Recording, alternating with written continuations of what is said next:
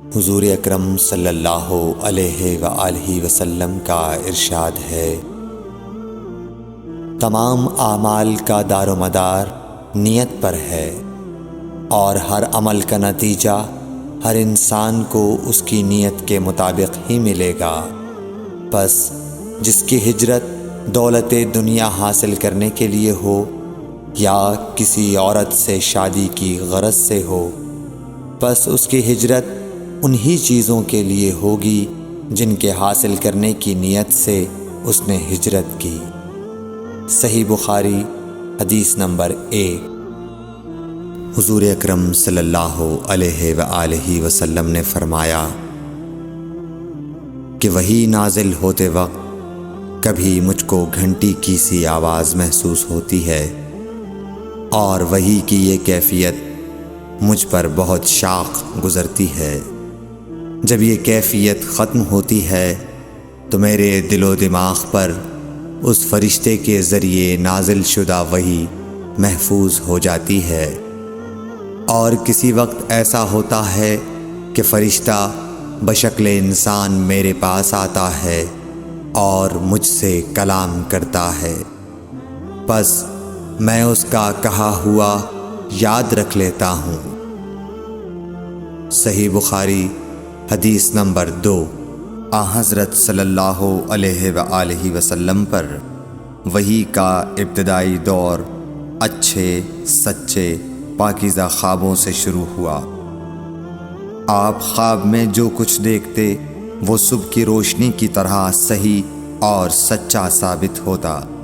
پھر من جانب قدرت آپ تنہائی پسند ہو گئے، اور آپ نے غار حرا میں خلوت نشینی اختیار فرمائی، اور کئی دن اور رات وہاں مسلسل عبادت اور یاد الہی و ذکر میں مشغول رہنے لگے۔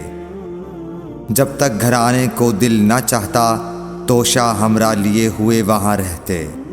توشہ ختم ہونے پر ہی اہلیہ محترمہ حضرت خدیجہ رضی اللہ تعالی عنہا کے پاس تشریف لاتے، اور کچھ توشہ ہمراہ لے کر پھر وہاں جا کر خلوت گزین ہو جاتے۔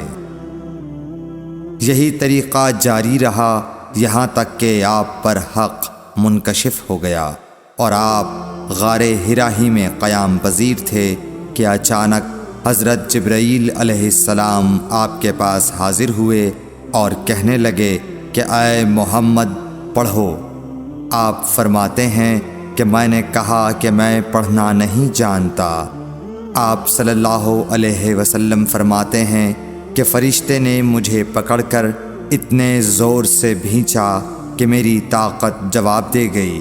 پھر مجھے چھوڑ کر کہا پڑھو۔ میں نے پھر وہی جواب دیا کہ میں پڑھا ہوا نہیں ہوں۔ اس فرشتے نے مجھ کو نہایت ہی زور سے بھینچا کہ مجھ کو سخت تکلیف محسوس ہوئی۔ پھر اس نے کہا کہ پڑھ۔ میں نے کہا میں پڑھا ہوا نہیں ہوں۔ فرشتے نے تیسری بار مجھ کو پکڑا اور تیسری مرتبہ پھر مجھ کو بھینچا، پھر مجھے چھوڑ دیا اور کہنے لگا کہ پڑھو اپنے رب کے نام کی مدد سے جس نے پیدا کیا اور انسان کو خون کی پھٹکی سے بنایا۔ پڑھو اور آپ کا رب بہت ہی مہربانیاں کرنے والا ہے۔ بس یہی آیتیں آپ حضرت جبرائیل علیہ السلام سے سن کر اس حال میں غار حرا سے واپس ہوئے کہ آپ کا دل اس انوکھے واقعے سے کانپ رہا تھا۔ آپ حضرت خدیجہ کے ہاں تشریف لائے اور فرمایا کہ مجھے کمبل اوڑھا دو، مجھے کمبل اوڑھا دو۔ لوگوں نے آپ کو کمبل اوڑھا دیا۔ جب آپ کا ڈر جاتا رہا تو آپ نے اپنی زوجہ محترمہ حضرت خدیجہ رضی اللہ تعالی عنہا کو تفصیل کے ساتھ یہ واقعہ سنایا، اور فرمانے لگے کہ مجھ کو اب اپنی جان کا خوف ہو گیا ہے۔ آپ کی اہلیہ محترمہ حضرت خدیجہ رضی اللہ تعالی عنہا نے آپ کی ڈھارس بندھائی اور کہا کہ آپ کا خیال صحیح نہیں ہے۔ اللہ کی قسم آپ کو اللہ کبھی رسوا نہیں کرے گا۔ آپ تو اخلاق فاضلہ کے مالک ہیں، آپ تو کنبہ پرور ہیں، بے کسوں کا بوجھ اپنے سر پر رکھتے ہیں، مفلسوں کے لیے آپ کماتے ہیں، مہمان نوازی میں آپ بے مثال ہیں، اور مشکل وقت میں آپ امر حق کا ساتھ دیتے ہیں۔ ایسے اوصاف حسنہ والا انسان یوں بے وقت ذلت و خواری کی موت نہیں پا سکتا۔ پھر مزید تسلی کے لیے حضرت خدیجہ رضی اللہ تعالی عنہا آپ کو ورقہ بن نوفل کے پاس لے گئیں، جو ان کے چچا زاد بھائی تھے اور زمانہ جاہلیت میں نصرانی مذہب اختیار کر چکے تھے اور عبرانی زبان کے کاتب تھے۔ چنانچہ انجیل کو بھی حسب منشائے خداوندی عبرانی زبان میں لکھا کرتے تھے۔ انجیل سریانی زبان میں نازل ہوئی تھی، پھر اس کا ترجمہ عبرانی زبان میں ہوا۔ ورقہ اسی کو لکھتے تھے۔ وہ بہت بوڑھے ہو گئے تھے، یہاں تک کہ ان کی بینائی بھی رخصت ہو چکی تھی۔ حضرت خدیجہ رضی اللہ تعالی عنہا نے ان کے سامنے آپ کے حالات بیان کیے اور کہا کہ اے چچا زاد بھائی، اپنے بھتیجے محمد صلی اللہ علیہ وسلم کی زبانی ذرا ان کی کیفیت سن لیجئے۔ وہ بولے کہ بھتیجے، آپ نے جو کچھ دیکھا ہے اس کی تفصیل سناؤ۔